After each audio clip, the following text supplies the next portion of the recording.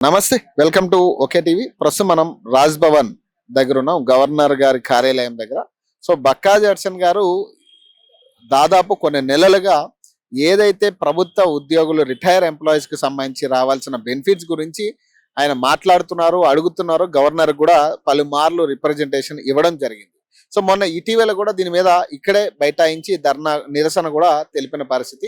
So ఆయన arrest చేసారు. తర్వాత మొన్న కూడా అసెంబ్లీ ముట్టడని చెప్పి ఒక కార్యక్రమం కూడా చేపట్టడం జరిగింది. ఆయన అడిగేది ఒకటే, ఏదైతే డిఏ బిఆర్సీలు ఏవైతే పెండింగ్ ఉన్నాయో ప్రభుత్వ ఉద్యోగులకు సంబంధించి, రిటైర్ ఎంప్లాయీస్ కి సంబంధించి, అవి త్వరతున రిలీజ్ చేయాలని, దాని మీద కనీసం ఇప్పటి వరకు కనీసం ఒక రెస్పాండ్ అయినా అవ్వండి అని చెప్పి ప్రభుత్వ పెద్దల్ని రిక్వెస్ట్ చేస్తున్న పరిస్థితి. అలాగే ఇప్పటి వరకు దాదాపు 44 మంది ఈ రోజు కూడా ఒక ప్రభుత్వ రిటైర్ ఎంప్లాయీ చనిపోవడం జరిగింది. ప్రధాన కారణం ఏదైతే బెనిఫిట్స్ రావాల్సి ఉన్నాయో ఈ బెనిఫిట్స్ కి సంబంధించి ఆయన దానికోసం ఎదురు చూసి ఆరోగ్యం క్షీణించి చనిపోయిన పరిస్థితి. కనీసం దీని మీద హెచ్ఆర్సీ కంప్లైంట్ ఇచ్చినా గానీ, ఇక్కడ గవర్నర్ కి పలుమార్లు వినతి పత్రం ఇచ్చినప్పటికీ కూడా ఎలాంటి స్పందన లేకపోవడం వల్ల ఈ రోజు ఆయన మళ్ళీ గవర్నర్ గారికి రిప్రజెంటేషన్ ఇచ్చే ప్రయత్నం చేస్తా ఉన్నారు. సో ఇక్కడ ఉన్న పరిస్థితులు ఏంటంటే, ఏదైతే రిటైర్ ఎంప్లాయీస్ కి రావాల్సిన బెనిఫిట్స్ ఉన్నాయో వీటి గురించి ఇప్పటి వరకు రిలీజ్ చేయకపోవడం, అసలు ఈ బెనిఫిట్స్ ఏవైతే ఉన్నాయో ఇవి ఎటైనా మరలించబడినాయా, లేకపోతే వేరే నిధులకి ఏమైనా మరలించబడ్డాయా, కనీసం అసలు ఈ నిధులు ఉన్నాయా లేవా, వాళ్ళ బెనిఫిట్స్ ఏదైతే దాచుకున్నారో రిటైర్ అయిన అనంతరం వాటిని ఉపయోగించుకోవడానికి దాచుకున్న అమౌంట్ ఇప్పటి వరకు కూడా వాళ్ళకి ఇవ్వకపోవడం, దీనివల్ల చాలా మంది రిటైర్ తర్వాత ఆశలు పెట్టుకున్నవి ఏదైతే బిడ్డ పెళ్లిళ్ళకి కావచ్చు, చదువులకు కావచ్చు, లేదా ఇంటి కళలు కావచ్చు, ఆరోగ్య సమస్యల గురించి కావచ్చు, రకరకాల అంశాల మీద ఇప్పటికీ రూపాయి పైసలు లేక వాళ్ళు మరణించడం జరుగుతూ ఉంది. దాదాపు 44 మంది ఇప్పటి వరకు మరణించడం జరిగింది. సో అలాగే కోమటిరెడ్డి వెంకటరెడ్డి వర్సెస్ ఐఏఎస్ అధికారికి సంబంధించి ఒక ఏదైతే ఇటీవల జరిగిన వార్తల్లో వచ్చిన విషయాలు ఉన్నాయో దీనికి సంబంధించి ఐఏఎస్ అధికారులు, శివధర్ రెడ్డి గారు లాంటి వాళ్ళు కావచ్చు, సెక్రటరేట్ చీఫ్ కావచ్చు, వీళ్ళందరూ కూడా, రామకృష్ణ గారు కావచ్చు, వీళ్ళందరూ కూడా రియాక్ట్ అవ్వడం జరిగింది. కానీ మరి వీటి మీద రియాక్ట్ అవ్వడానికి ఒక్కడు కూడా ముందుకు రాకపోవడం గమనార్హం. సో ఈ పాయింట్ మీద ఆయన ఈ రోజు మాట్లాడడం జరిగింది. ఒకసారి ఆయన ప్రెస్ మీట్ లో ఏం మాట్లాడుతున్నారో ఒకసారి చూద్దాం. ఈ రోజు ఉమ్మడి ఆంధ్రప్రదేశ్ లో భోగి మంటలు మండుతా ఉంటే మన తెలంగాణలో మాత్రం చిట్టి మంటలు మండుతా ఉన్నాయి. ఈరోజు 44వ రిటైర్డ్ అయిన ఉద్యోగి, ఈరోజు ఐలయ్య గారు, వరంగల్ రిటైర్డ్ టీచర్ ఒక ఆయన చనిపోయింది. ఈరోజు నిన్నటి దినాన 5 నూతన సంవత్సరం ఏర్పడిన తర్వాత ఇంకా 2 చనిపోయినారు. నూతన సంవత్సరానికి ముందు 42 మంది చచ్చిపోయినారు. మరి ఇదే తెలంగాణ గవర్నర్ గారి రాజ్భవన్ ముందు మరి 12 మంది చనిపోయినప్పుడు నేను ధర్నా చేసిన, గవర్నర్ గారు మీరు ఇక్కడ ఇన్వాల్వ్ కావాలి, ఈడ హ్యూమన్ రైట్స్ వైలేషన్ అనేది జరుగుతూ ఉంది, వాళ్ళ హక్కులు కాలరాస్తా ఉండ్రు. ఈరోజు రిటైర్మెంట్ అయిన వారిది ఏదైతే కంపల్సరీ బెనిఫిట్స్ ఉన్నాయో అవి ఇవ్వాల్సిన పైసలు వాళ్ళు ఇవ్వకుండా వాటిని వీళ్ళు దారి మళ్లించి వాటిని వాడుకుంటా ఉన్నారు. ఇది చట్ట వ్యతిరేకం, ఇది దోపిడీ. దీంట్లో పాల్గొన్న వాళ్ళందరూ జైలుకు పోవాలి, including chief minister, finance minister, chief secretary, finance secretary, ఈ 4 కూడా జైలుకు పోవాలి. ఈ రోజు కమిటెడ్ ఎక్స్పెండిచర్ ఏదైతే ఉందో దాన్ని వాడుకోవడానికి లేదు. దాని పూర్తి వివరాలు ఈ రోజు నేను గవర్నర్ గారికి మరొకసారి ఇవ్వబోతున్నా. గవర్నర్ కుర్చీ అంటే ఇక్కడ హ్యూమన్ రైట్స్ వైలేషన్ జరిగినప్పుడు రాజ్యాంగాన్ని ఎప్పుడైతే దాని యొక్క ఎసెన్స్ లో కాలరాస్తున్నప్పుడు గవర్నర్ గారు ఇన్వాల్వ్ కావాల్సిన అవసరం ఉంది. అది కేవలము అదొక పదవి కాదు, అది బాధ్యత గల పదవి. ఈరోజు హైకోర్టు జడ్జిలను, ముఖ్యమంత్రులను, మంత్రులను మీరు ప్రమాణ స్వీకారం చేయించడం కాదు. ఇది ఒక బీజేపీ కార్యాలయం కాదు. ఈ రోజు ఇది ఇక్కడ ఉన్నటువంటి పౌరుల యొక్క 4 కోట్ల జనం యొక్క హక్కులు కాపాడాల్సిన బాధ్యత తెలంగాణ గవర్నర్ గారి పైన ఉన్నది. కానీ నాకు ఎక్కడ కూడా ఇప్పటికీ 3-4 పిటిషన్లు ఇచ్చిన లేదు. కానీ ఇలా ప్రత్యేకమైన పరిస్థితుల్లో నేను ఇక్కడికి రావడం జరిగింది. ప్రత్యేకమైన పరిస్థితులు ఏంటంటే, ఈ రోజు నేను రాజ్యాంగాన్ని పూర్తిగా నేను స్టడీ చేసి ఈ రోజు ఒక రిప్రజెంటేషన్ తయారు చేసిన. ఈ రోజు రైట్స్ కాపాడాలి, 44 మంది మరణించారు. ఫ్యాక్చువల్ రిపోర్ట్ అనేది ఈ రోజు మీరు తెలంగాణ మన రాష్ట్రపతి గారికి మీరు పంపాల్సిన అవసరం ఉంది. ఎందుకంటే ఈ రోజు కావాలనే ఈ రోజు ఇక్కడ ఆదాయం ఉన్నది, మీరు దాని మీద పెట్రోల్ మీద తీసుకోండి, డీజిల్ మీద తీసుకోండి, ట్యాక్సుల మీద తీసుకోండి, ప్రతి దాని మీద ఈ రోజు ట్యాక్సులు కట్ అవుతా ఉన్నాయి, తెలంగాణ ప్రభుత్వానికి వస్తా ఉన్నాయి. అవి మొట్టమొదటిగా రాజ్యాంగంలో ఉన్నది ఏంది, మొట్టమొదటిగా మీరు ఇవ్వాల్సిన పైసలు కమిటెడ్ ఎక్స్పెండిచర్ వాళ్ళకి ఇవ్వాలి. ఇచ్చిన తర్వాత అప్పులు వడ్డీలు కట్టాలి. దాని తర్వాత పథకాలు అనేది రాజ్యాంగంలో లేనే లేవు. పథకాలు అనేది ఈ రోజు కేవలం మీ రాజకీయాల కోసం, మీ ఓట్ల కోసం పెట్టుకున్నటువంటి ఒక పథకం తప్ప ఈ రోజు తెలంగాణలో భార్యలకు అక్క చెల్లెళ్లకు టికెట్లు ఇచ్చే పరిస్థితులలో ఈ తెలంగాణ మొగోళ్ళు లేరు. కాబట్టి మేము బస్ టికెట్ ఇస్తామని మీరు అంటారా? ఈ రోజు పండుగలకు పబ్బాలకు ఒక కాలంలో మొగోళ్ళు వాళ్ళు కష్టపడి వాళ్ళ భార్యలకు పిల్లలకు పండుగ వస్తే ఆడపిల్లలకు బట్టలు కొనిచ్చేది. ఈ రోజు ఆడోళ్లకు చీర కొనిచ్చే దిక్కు కూడా ఈ రోజు ఇక్కడ తెలంగాణ ఉన్న మొగోళ్ళు లేరని చెప్పి మీరు అంటారా ఈ రోజు? కాబట్టి మేము పండుగలు మేము చీర కొనిస్తామంటారా? ఆ పైసలన్నీ మీ పార్టీ ఫండ్కి వెళ్ళి పెడుతుండ్రా, లేకుంటే ప్రజా ఖజానాకి వెళ్ళి పెడుతుండ్రా? ప్రజా ఖజానా కోసం పెడతా ఉన్నారు. ఈ రోజు పేదరికాన్ని పెంచుతున్నది మీరు. ఈ రోజు ఆ పేదరికాన్ని పెంచి వాడు మీ పథకాల మీద ఆధారపడేట్టుగా చేస్తుంది మీరు. ఈ రోజు ఏం చెప్పెడుతుండ్రు? ప్రభుత్వం దగ్గర పైసలు లేవనంటారు. 44 మంది చనిపోయినా, ఈరోజు తెలంగాణలో 44 మంది చనిపోయినా ఈ రోజు ఇక్కడ ఉన్న ప్రజా సంఘాలు స్పందించాయి. ఈ రోజు ఇక్కడ యూనియన్లు మాట్లాడాయి, ఇక్కడ ఉన్న ఐఏఎస్ ఆఫీసర్లు మాట్లాడారు, ఐపీఎస్లు మాట్లాడారు. ఈ రోజు ఎవరు కూడా కానిస్టేబుల్ చచ్చిపోయినారు, ఎస్ఐలు చచ్చిపోయినారు, సిఐలు చచ్చిపోయినారు. ఇంత మంది చచ్చిపోయినా ఈ రోజు ఎవరు కూడా మాట్లాడలేని పరిస్థితి. ఇవాళ డాక్టర్లను, కలెక్టర్లను, మరి సాఫ్ట్వేర్ ఇంజనీర్లను చేసినటువంటి బడి పంతులు ఈ రోజు పిట్టల లెక్క రాలిపోతా ఉన్నారు. ఆ మనుషులకు విలువ లేదా? వాళ్ళు మాట్లాడి చనిపోరా? ఇంకొక విచిత్రమైన సంఘటన ఇక్కడ జరుగుతా ఉంది. ఈ రోజు నేను జాతీయ మానవ హక్కుల కమిషన్లా తెలంగాణలో ఈ విధంగా ఎవరు పట్టించుకుంటలేరు, ఇక్కడ హక్కులు ఎవరు పట్టించుకుంటలేరు. కాబట్టి నేను ఈ రోజు జాతీయ మానవ హక్కుల కమిషన్ కు ఫిర్యాదు చేసిన.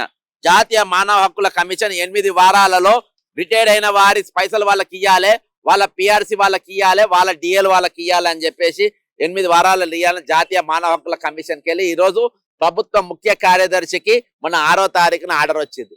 గవర్నర్ గారికి ఇస్తున్నా, దయచేసి మీరు మీ వల్ల కాలేదు, కనీసం మేము తెచ్చిన ఆర్డర్ అయినా ఇంప్లిమెంట్ అయ్యేటట్టు చేయండి అని చెప్పేసి రాష్ట్ర గవర్నర్ గారికి ఈ రోజు ఇది ఇవ్వడానికి వచ్చిన. ఈ రోజు ఇంకో భయంకరమైన పరిస్థితి ఏం తెలుసా? ఐఏఎస్ సంఘాలు ముందుకొచ్చినాయి, ఐపీఎస్ సంఘాలు ముందుకొచ్చినాయి. అయ్యో మా కలెక్టర్ కు మా ఒక కలెక్టర్, లేడీ కలెక్టర్ కు ఈ రోజు అవమానం జరుగుతా ఉంది. ఎన్టీవీలో నరేంద్ర చౌదరి అనేటోడు ఆమె మీద ఈ రోజు ఎటువంటి ఆధారం లేకుండా ఇష్టం వచ్చినట్టుగా కథనాలు పెట్టింది. కాబట్టి ఆయన మీద యాక్షన్ తీసుకోవాలని రామకృష్ణారావు గారు chief secretary of Telangana government, దానికి సెక్రటరీగా ఎవరు ఉన్నారు? జేఎస్ రంజన్ ఉన్నారు. వాళ్ళు పెట్టిన మా ఐఏఎస్ లకు రక్షణ లేదు, మా మహిళా ఐఏఎస్ భద్రత లేదు. వాస్తవానికి ఆమె ఎవరో నేను తెలుసుకున్న, చాలా మంచి ఆమె చాలా మందికి సేవలు చేస్తుందంట. ముఖ్యంగా దళిత గిరిజనుల మహిళలు ఎవరైనా పోతే భార్యాభర్తలు 2 ఐఏఎస్లు వాళ్ళందరికీ సేవ చేస్తూ ఉంటారు. కానీ ఈ రోజు రేవంత్ రెడ్డి మరియు ఇక్కడ ఉన్నటువంటి రాష్ట్ర మంత్రి కోమరెడ్డి వెంకరెడ్డి ఇద్దరి మధ్యలో ఉన్న కయ్యంలల్లా గొడవలల్లా ఈ రోజు ఈమెను బలి చేసే పరిస్థితి ఉన్నది. అయితే ఈ రోజు తర్వాత ఐఏఎస్ సంఘం ఇచ్చిన 2 నిమిషాలలో ఐపీఎస్ సంఘము కూడా రిలీజ్ చేసింది. మరి ఐపీఎస్ సంఘంకు IPS association, Telangana IPS association president ఎవరో తెలుసా? స్వయాన డీజీపీ గారు శివధర్ రెడ్డి గారు దానికి అధ్యక్షులు. ఆయన కూడా ఒక లెటర్ రిలీజ్ చేసిండ్రు. అయ్యో మా ఐపీఎస్ గారికి ఇట్లా వాళ్ళు ఇష్టం వచ్చినట్టుగా మాట్లాడుతున్నారు ఎన్టీఏ వాళ్ళు, వాళ్ళ మీద చర్యలు తీసుకోవాలని. ఇప్పుడు ఒక చీఫ్ సెక్రటరీ ఐఏఎస్ సంఘానికి, ఒక డీజీపీ గారు ఇప్పుడు ఐపీఎస్ సంఘానికి, వీళ్ళిద్దరు ఈ రోజు రాష్ట్రాన్ని పాలిస్తున్నటువంటి ముఖ్యమంత్రి తర్వాత వాళ్ళే మా ఐఏఎస్ లకు రక్షణ లేదని మీరు ప్రెస్ నోట్లు ఇస్తా ఉంటే ఈ రోజు సామాన్య జనానికి 44 మంది మరణించిన వాళ్లకు వీళ్ళందరికీ మద్దతు ఎవరు, సపోర్ట్ ఎవరు, వీళ్ళని ఎవరు ఆదుకుంటారు? ఇంత భయంకరమైన పరిస్థితి ఈరోజు తెలంగాణలో ఉన్నది. ఈ రోజు మీరు తలుసుకుంటే 2 నిమిషాల నరేంద్ర చౌదరి అనేటువంటి అరెస్ట్ చేసి లోపడేయచ్చు. ఎందుకు అరెస్ట్ చేస్తలేరు? ఈ రోజు మీరెందుకు ఖండిస్తా ఉన్నారు? మీరెందుకు ప్రెస్ నోట్లు ఇస్తా ఉన్నారు? మీరెందుకు ప్రెస్ నోట్లు రిలీజ్ చేస్తా ఉన్నారు? మీకు చేతనైతే లేదా? ఈ రోజు ఎందుకు ఇస్తున్నారు అంటే దీని వెనుక ఇదంతా కథలంతా అల్లి ఈ కుట్ర వెనుక ఉన్నది ఎవరంటే రేవంత్ రెడ్డి గారు ఉన్నారు. ఈ రోజు రేవంత్ రెడ్డి గారు మంత్రివర్గంలో జరిగినటువంటి చీకటి కోణంలో ఒక అబలను, ఒక మహిళా కలెక్టర్ ను, మహిళా ఐఏఎస్ ఆఫీసర్ ను ఈ రోజు బలిచ్చే పరిస్థితి ఉన్నది. అది మీ అసమర్థత, మీ పనికి మాలినతనం. కాబట్టి ఇందులో కూడా ఈ రోజు ఆల్ ఇండియా సర్వీసెస్ రూల్స్ ప్రకారం ఐఏఎస్ లోకం కాపాడాల్సిన బాధ్యత, వాళ్ళ పౌర హక్కులు కూడా కాపాడాల్సిన బాధ్యత ఈ రోజు తెలంగాణ గవర్నర్ గారి మీద ఉన్నది. ఒక దిక్కు ఈ రోజు ఒక దిక్కు మరి ఐఏఎస్ లకు రక్షణ లేకుండా పోయింది, ఐఏఎస్ ల పైన ఈ రోజు ఇష్టం వచ్చినట్టుగా ఛానళ్లలో ప్రసారం చేసే పరిస్థితి ఉన్నది. ఈ రోజు వాళ్ళ పైన ఈ రోజు టార్గెట్ చేసే పరిస్థితి ఒక దిక్కు నడుస్తా ఉంటే, ఇంకో దిక్కు మన ఉద్యోగులు 44 మంది ఇయాటికి మరణించిండ్రు. వాళ్ళకి ఇవ్వాల్సిన పైసలు వాళ్ళకి ఇయ్యలేదు. ఈ రోజు వాళ్ళు ఒక దిక్కు మరణిస్తా ఉన్నారు. అంటే ఈ రోజు తెలంగాణలో హ్యూమన్ రైట్స్ వైలేషన్ అనేది ఈ రోజు ఐఏఎస్ స్కేల్ మొదలుపెట్టి కామన్ మ్యాన్ దాకా ప్రతి ఒక్కళ్ళ పైన కూడా ఈరోజు దాడి జరుగుతున్న పరిస్థితి. మరి ఇక్కడ కాపాల్సిన బాధ్యత ఎవరు? ఇక్కడ ఫ్యాక్చర్ రిపోర్ట్ పంపాల్సింది ఎవరు? ఇవన్నీ పంపకుండా ఎందుకు ఆపుతా ఉన్నారు కలెక్టర్ గారు అని అంటే, ఈరోజు తెలంగాణలో ఆర్థికంగా మొత్తం సమస్యలు ఏర్పడ్డాయి. ఆర్థిక సంక్షోభం అనేది ఇక్కడ ఉన్నది అనేది క్రియేట్ చేసి మీరు చూపించడానికి ఇది తెలంగాణను రేపు ఇక్కడ శాంతి భద్రతలు కూడా పూర్తిగా విఫలమైన చూపించి తెలంగాణని రోజు ప్రత్యేక ప్రాంతంగా ప్రకటించాలని, యూనియన్ టెరిటరీగా ప్రకటించే కుట్ర దీని వెనుక ఉందని చెప్తున్నా. ఎందుకంటే తెలంగాణలో చూపియాలి. ఇవాళ ఛానళ్లలో వచ్చింది ఐఏఎస్ ఆఫీసర్లకు కూడా రక్షణ లేదంట. ఐఏఎస్ ఆఫీసర్స్ సంఘం కూడా ఈరోజు ప్రెస్ నోట్ రిలీజ్ చేసిండ్రు. ఐపీఎస్ సంఘం కూడా ప్రెస్ నోట్ రిలీజ్ చేసిండ్రు. వీళ్లకు పాటుగా ఇక తోక సంఘం ఒకటి ఉన్నది, తెలంగాణ గెజిటెడ్ ఆఫీసర్ సంఘం. వాళ్ళు 44 మంది చచ్చిపోతే వీళ్ళు మాట్లాడారు, మాకు 15 లక్షల మంది ఉద్యోగులు ముఖ్యమంటారు. 15 లక్షల మంది ఉద్యోగులకు ఈ రోజు ఒక పిఆర్సీ ఇప్పియలేకపోయినరు, ఒక డిఏ ఇప్పియలేకపోయినరు. కానీ వీళ్ళు కూడా కలెక్టర్ గారి మీద జరిగిన దాడిని మేము తీవ్రంగా ఖండిస్తున్నామని చెప్పి ఈ రోజు చాటబారట స్టేట్మెంట్ ఇచ్చిండ్రు. మరి అందులో 44 మంది చచ్చిపోతే ఒక ఖండనీయలే దుర్మార్గులు. ఈ ఉద్యోగుల సంఘం ఒక ఖండనీయలే. నిన్న పైగా కుల మీటింగ్ పెట్టుకున్నారు ఖమ్మంలో.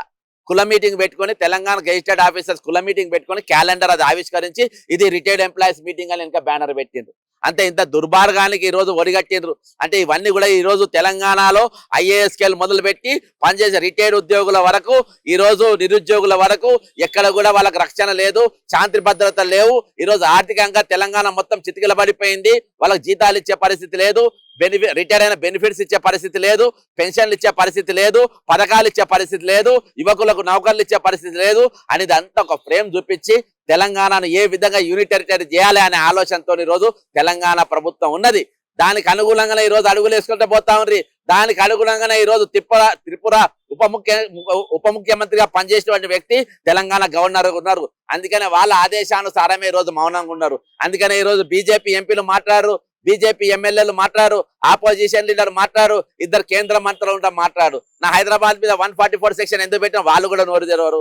ఒక ఐఏఎస్ ఆఫీసర్ మీద దాడి జరిగితే ఈ రోజు వాళ్ళు మాట్లాడారు. ఇక మాట్లాడతారు కొంతమంది మహిళా అమరులు ఛానళ్లలో పెద్ద ఏది డిబేట్లు పెడతా ఉంటారు. ఈ రోజు అనసూయ ఏమో అన్నదంట, ఎవరు మన శివాజీ ఏమో అన్నాడంట.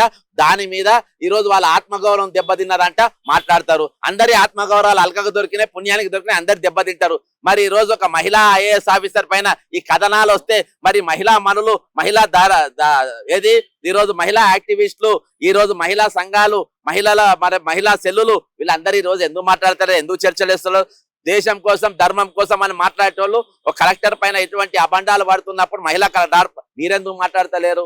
అంటే మీరు సెలెక్టివ్ సబ్జెక్ట్స్ కావాలి, ఏవి కావాలనో అవే మాట్లాడతారు. ఇవి దారి మరలించడానికి తెలంగాణ జరుగుతున్న రాజకీయ సంక్షోభం కాదు ఇది సృష్టించిన సంక్షోభం, కావాలని తయారు చేసిన సంక్షోభం. ఈరోజు తెలంగాణ ధనిక రాష్ట్రం అని తెలంగాణ ఏర్పడ్డది, ఇది ఆత్మగౌరవ తెలంగాణ అనే తెలంగాణ ఏర్పడ్డది. ఇక నీళ్లు నిధులు నియామకాలు వేరేలో పోకుండా మాకు ఉండాలని తెలంగాణ ఏర్పడ్డది. సహజ వనరులు అధికంగా ఈరోజు తెలంగాణ ఉన్నాయని ఏర్పడ్డది. మరి సహజ వనరులు అధికంగా ఉన్న తెలంగాణలో ఈ రోజు పెన్షన్లు ఎందుకు ఇవ్వలేకపోతున్నారు, రిటైర్మెంట్ బెనిఫిట్స్ ఎందుకు ఇవ్వలేకపోతున్నారు? ఇవన్నిటికీ వెనుక ఉన్న చీకటి కోణం ఏంది అని అంటే, ఈ రోజు తెలంగాణను ఈ రోజు హైదరాబాద్ అనే దాని భాగం లేకుండా గుంజుకోవాలని చంద్రబాబు నరేంద్ర మోడీ కుట్ర ఈరోజు చాలా స్పష్టంగా కనబడుతుంది. అందుకని బీజేపీ వాళ్ళు మౌనంగా ఉన్నారు. బీజేపీకి సంబంధించిన దేశం కోసం ధర్మం కోసం అని తెల్లారు చేసే మన సంస్కృతి అని చెప్పుకునే మరి ఏది ఈ తోక పార్టీలకు ఉన్నటువంటి మహిళా సంఘాలు కామ్గా ఉన్నాయి.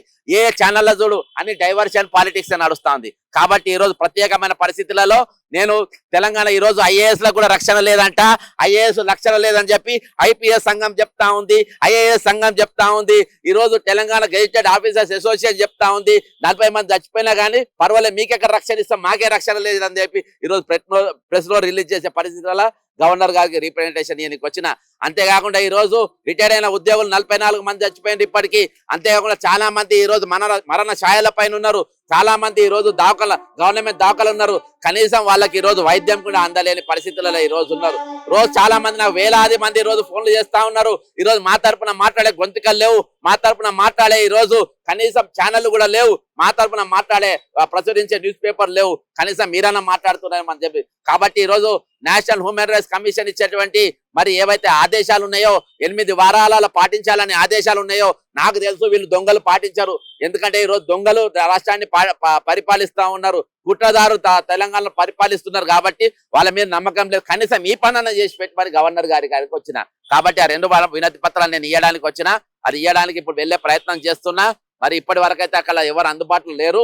అందుబాటులో రాకుంటే ఇక్కడ నేను ధర్నా చేస్తా. ఇంకోటి చెప్తున్నా, ఈ రోజు ఈ 8 వారాల లోపు ఈ రోజు ఏదైతే మీరు నేషనల్ హ్యూమన్ రైట్స్ కమిషన్ వాళ్ళ రిటైర్మెంట్ లో పైసలు వాళ్ళకి ఇవ్వాలని ఇచ్చిందో, ఈరోజు టీఏడిఏలు ఇవ్వాలని ఇచ్చిందో ఆ ఆదేశం పాటించకుండా ఈ రోజు ఏదైతే మహిళా కలెక్టర్ గారికి జరిగినటువంటి అవమానం పైన ఈ రోజు గవర్నర్ కార్యాలయం ప్రకటించకుండా త్వరలో చెలో గవర్నర్ కార్యాలయం ముట్టడి అనేది త్వరలో సంక్రాంతి తర్వాత ఖచ్చితంగా పిలిపిస్తాం.